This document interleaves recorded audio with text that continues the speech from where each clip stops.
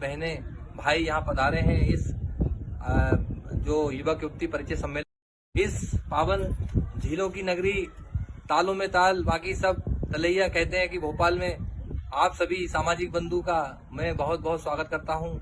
जो भी भाई माताएं बहनें भाई यहाँ पधारे हैं इस जो युवक युवती परिचय सम्मेलन में भोपाल में जो हो रहा है, मैं उन सभी का अभिवादन करता हूँ, बहुत बहुत उनको धन्यवाद देता हूँ कि वो यहाँ आए।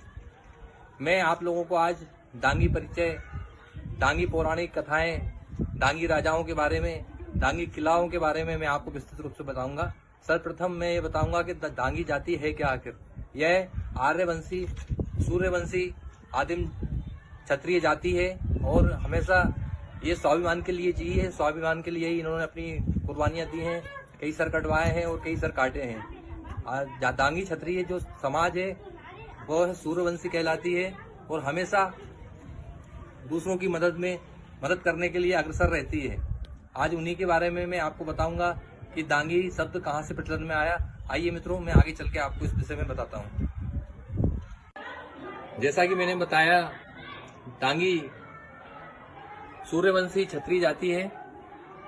और एक बात और है, डांगी शब्द जो है वो दंडक शब्द से बना है। पौराणिक शब्द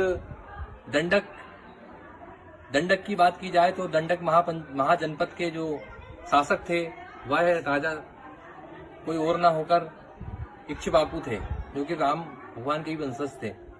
इक्ष्वाकु को एक पुत्र हुआ जिनका नाम उन्होंने दंड रखा और यही दंड शब्द चलकर आगे पौराणिक शब्द आगे चलकर डांगी शब्दों में तब्दील हुआ और डांगी कहलाए। मित्रों, अगर डांगी राजाओं की बात की जाए तो राजा दंगी, राजा दंगी सरण, दंगबे, राजा दंगबे, इन तीनों की मैं बताता हूँ। राजा दंड जो थे वह मैंने बताया आपको, जैसे महाजनपद जो थी वहाँ के शासक रहे। और दंगी सरण जिनका भारत से लेकर नेपाल तक शासन रहा, वह भी डांगी ही थे। और राजा दंड के बाद हम बात करते हैं दंगबे उर्वशी, जो एक पौराणिक कथा है। अगर उसको देखा जाए, आज से करीब मैं बात कर रहा हूँ, ये आज से करीब 6700 साल पहले की। यहाँ देखा जाए तो स्वर्गलोक से स्वयं उर्वशी को पृथ्वी लोक पर आना पड़ा था। एक बार तपस्या कर रहे दुर्वासा ऋषि जब काफी तपस्या कर ली तो उनका तपस्या से मन विमुख होकर वो सांसारिक मोह माया में तरफ उनका ध्यान गया और उन्होंने राजा इंद्र के यहाँ जो उर्वशी नृत्य कर रही थी उसका कामुक होकर उसका हाथ पकड़ लिया। तो वह कुपित हो गई उर्वशी और जो हमारे ऋषि थे दुर्वासा, उनको झटक दिया। इससे दुर्वासा ऋषि कुपित होकर उसको श्राप देते हैं कि जाओ, तुम दिन में घोड़ी बनकर रहोगी और रात में उर्वशी बन जाओगी और पृथ्वी लोक पर तुम्हें रहना पड़ेगा। इससे काफी कष्ट में, दुख में होकर वह ऋषि से माफी मांगती है। तो ऋषि बोलते हैं जब साढ़े शक्ति इकट्ठी होगी तब तुम मुक्त हो जाओगी। इस प्रकार जब वह नीचे जंगल में भ्रमण करती है तब दंगबे राजा जो कि डांगी थे, हमारे वंशज थे, हम उनके वंशज, वह उनसे सारी कथा सुनाती है। तो वह उनको शरण देकर और उन्हें वहीं महल में रख लेते हैं। यह बात जब नारद को पता चलती है तो वह विष्णु जी से ये बात कहते हैं और इस बात को लेकर इंद्रलोक, स्वर्गलोक में और पृथ्वी लोक में बात को लेकर काफी चर्चाएं होती है। और महाभारत काल के जो युद्ध हुआ उसमें जब 3.5 शक्तियां इकट्ठी होती है तब जाकर जो मेन ऋषि दुर्वासा ने जिसको श्राप दिया था वह जब उस श्राप से मुक्त होती है और स्वर्गलोक को जाती है।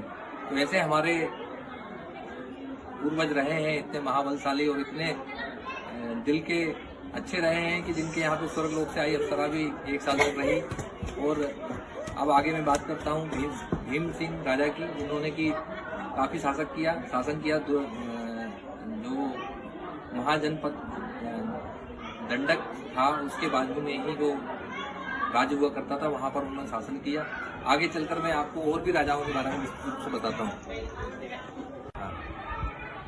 साथियों, मैंने बात की अभी आप लोगों के सामने राजाओं की, अन्य राजा और भी, जैसे केकई के राजा आजुपति, इन्होंने भी केकई पर कई साल तक शासन किया, जो कि हमारे पूर्वज थे। और हम और अन्य राजाओं की बात की जाए अगर, तो राजा नल, जो कि एक महाप्रतापी राजा हुए, जो मन की शक्ति से रथ चलाते थे, जिन्होंने स्वयं इंद्र से युद्ध किया दमयंती के लिए। राजा नल और दमयंती की प्रेम कहानी जैसे कि पिछले थे और बहुत ही प्राचीन कहानी है, और उस वजह से सारे देवताओं को और इंद्र को युद्ध करने के लिए आना पड़ा। और नरवरगढ़ के किले पर बड़ा भयंकर युद्ध हुआ स्वर्ग लोक के देवताओं में और राजा नल की सेना में। राजा नल ने सारे देवताओं को मार दिया, मार भगाया। इस बात को लेकर जब इंद्र भगवान विष्णु के पास पहुंचा, तब वहां से अमृत वर्षा हुई और सारे देवता जीवित हुए।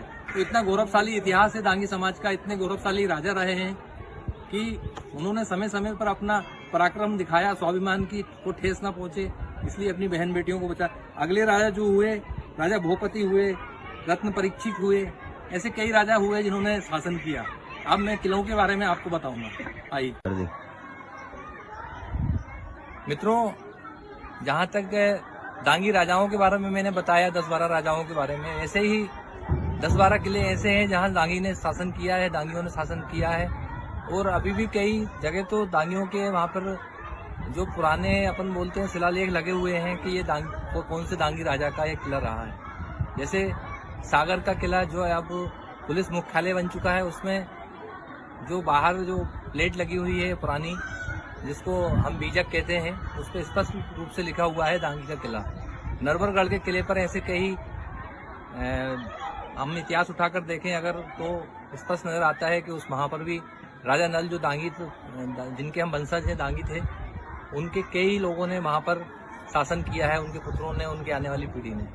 ऐसे ही अगर हम और किलों के बारे में अगर जानकारी इकट्ठी करें तो गढ़पहरा का दांगी किला, जो कि ठेठ भीमसेन देव दांगी ने बनवाया था, वहाँ पर स्पष्ट उल्लेख है, पुराणों किताबों में भी उल्लेख है कि उन्होंने बनवाया था। हम फिर इसके बाद जाते हैं खुरई का किला। खुरई का किला भी अब अवशेष मात्र बचे हुए हैं, लेकिन फिर भी काफ़ी देखने लायक अभी उसकी स्थिति है। और बराटा का किला, बराटा का किला से याद आता है सतबल सिंह और माँ कुमुद पद्मिनी।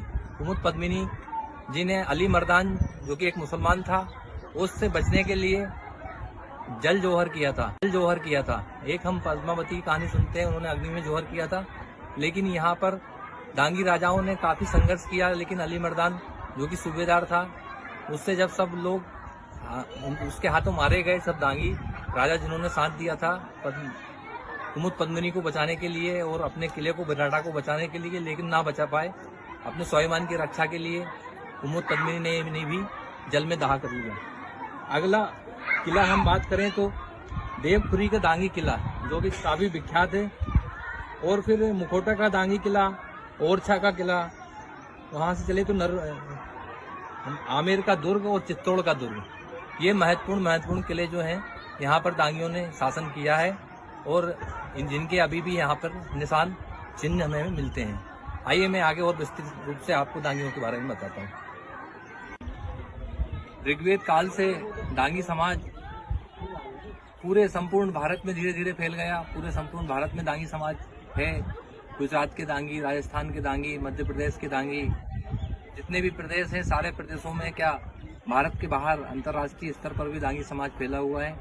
और हर जगह जहाँ जहाँ जैसे जैसे रहे हैं, सभ्यता संस्कृति उनकी वही पुरानी शैली, वही स्वाभिमान और वही उनका राजसी ठाठ और जो उनका कहना चाहिए जो उनका बॉडी लैंग्वेज है और उनका जो वर्चस्व है वह आज भी वहीं के वहीं कायम है। और आज हम देख रहे हैं कि दांगी समाज निरंतर धीरे धीरे सारे स्थानों से धीरे धीरे दांगी मराठे, दांगी राजपूत, दांगी मौर्य, दांगी कछवाए, इन नामों से सब दांगी समाज का पूरा फैला हुआ है।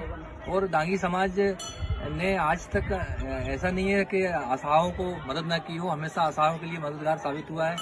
और जो राजसी ठाठ और राजसी वैभव होना चाहिए वो आज से नहीं, आज से 6700 साल पहले से चला आ रहा है, वह दांगियों में आज भी देखने को झलक मिलती है। जैसे कि पौराणिक कथाओं में भी दांगियों का वर्णन किया गया है, वही वंशज हमारे थे। राजा नल के बाद जो राजा दंड थे, उनके बाद राजा नल का नाम काफ़ी प्रसिद्ध हुआ, जिन्होंने काफ़ी अच्छी तरीके से स्वर्ग लोक तक को अपने नरवरगढ़ के किले पे हराया। और इसी मनोकामना और उसके साथ कि आपका हमारा ये आज जो हो रहा है अखिल भारतीय दांगी समाज के बैनर तले हम देख रहे हैं कि आज जो युवक युक्ति परिचय सम्मेलन भोपाल में हो रहा है, तालों के ताल में हो रहा है, भोपाल में हो रहा है, वह सफल रहे। इसी मंगल कामना और इसी आशा और विश्वास के साथ मैं गणेश सिंह ठाकुर अखिल विश्व दांगी पत्रिका प्रवाह से जिला संयोजक आपको प्रणाम करता हूँ, नमस्कार करता हूँ। जय दांगी समाज, जय हिंदू समाज, भारत माता की जय।